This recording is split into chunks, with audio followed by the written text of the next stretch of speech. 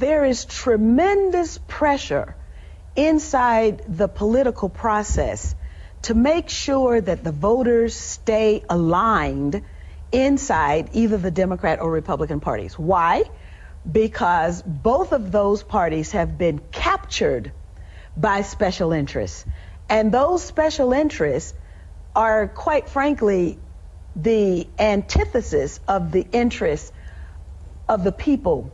And so therefore, for example, if people in the United States care about education, but unfortunately there's a banker that gets in between the student and the student's ability to go to school, if they care about health care, there's the insurance industry that gets in between the patient and the doctor who is seeking to provide care.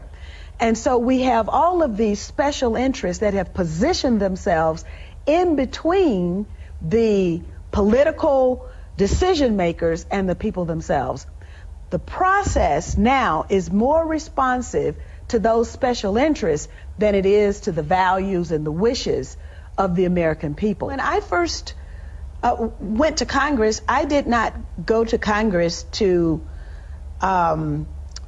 pay particular attention to any area outside of the black community that I represented that was in need, and of course U.S. Africa policy, which was abhorrent and unfortunately still is.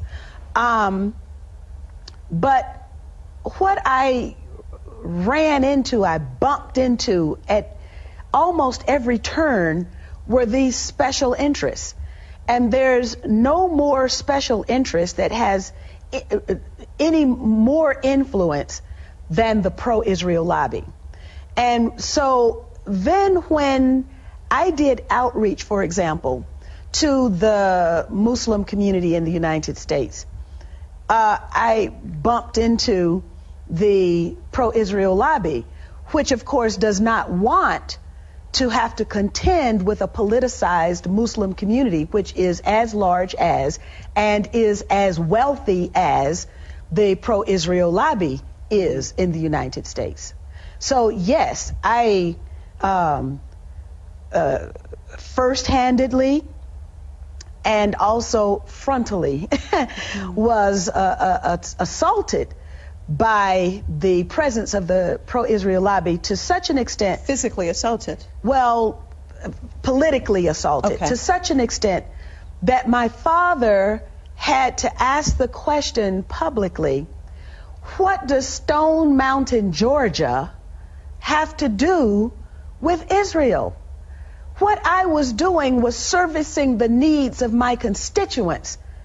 And I was not allowed to do that because I did not toe the line on U.S. policy for Israel. What line is that they wanted? Were you told directly that you had to toe a line, or explain that to me? Well, every candidate for Congress at that time had a pledge. They were given a pledge to sign. And I was new on the scene. And so the pledge had Jerusalem as the capital city, the military superiority of Israel. American Congress people have to sign this pledge. Yes, you sign the pledge. If you don't sign the pledge, you don't get money. So, for example, it was almost like water torture for me. My parents observed this. I would get a call, and the person on the other end of the phone would say, I want to do a fundraiser for you. And then we would get into the planning. I would get really excited because, of course, you have to have money in order to run a campaign. And then 2 weeks, 3 weeks into the planning, they would say, did you sign the pledge? And then I would say, no, I didn't sign the pledge. And then my fundraiser would go kaput. I made it public. This probably nobody had said anything about it. But I made it public, and then, the excuse was, well, those were just overzealous advocates for Israel. So then the tactic changed. And but this is what is done for 535 members of the United States Congress. 100 senators, 435 members of the House of Representatives have to now write a paragraph, which basically says the same thing.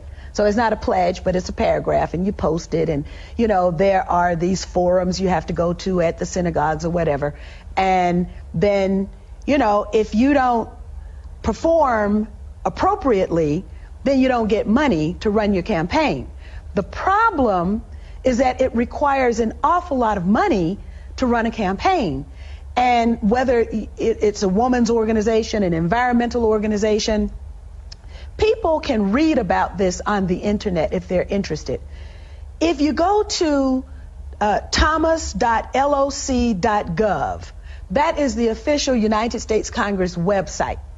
And if you put in the name Gus Savage, because Gus Savage was a black member of Congress who was targeted by the pro-Israel lobby. And he had the foresight to use his position as an incumbent in the House of Representatives to put his experience on the congressional record. For the entire existence of the United States Congress now, people will be able to access his experience. And what he wrote was that it was the Garden Club of New Jersey that gave his opponent $5,000. But it wasn't really the Garden Club of New Jersey.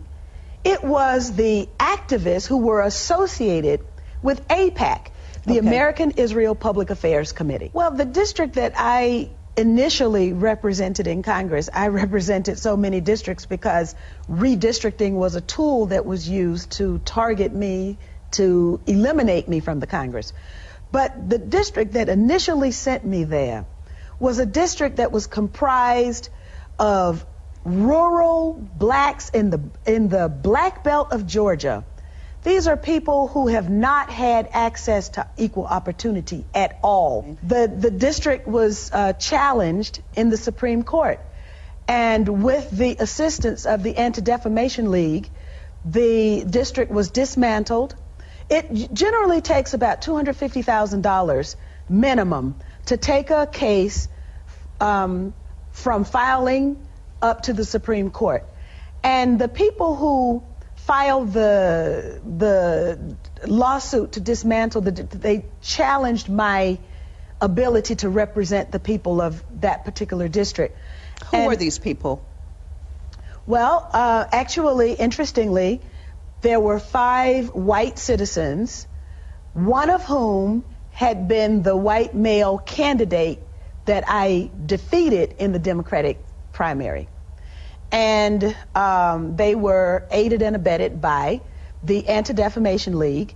And when the case arrived at the Supreme Court, interestingly, on the same day as an environmental case, the spotted owl case, the Supreme Court decided that the habitat for the spotted owl should be protected, but that the black voters in that district could have no protection. And so the district was dismantled. Well, I have, because of the notoriety about me telling my story, and then, of course, the public positions that I've taken supporting the human rights aspirations, the legitimate rights and the aspirations of the Palestinian people, I have a target on my forehead.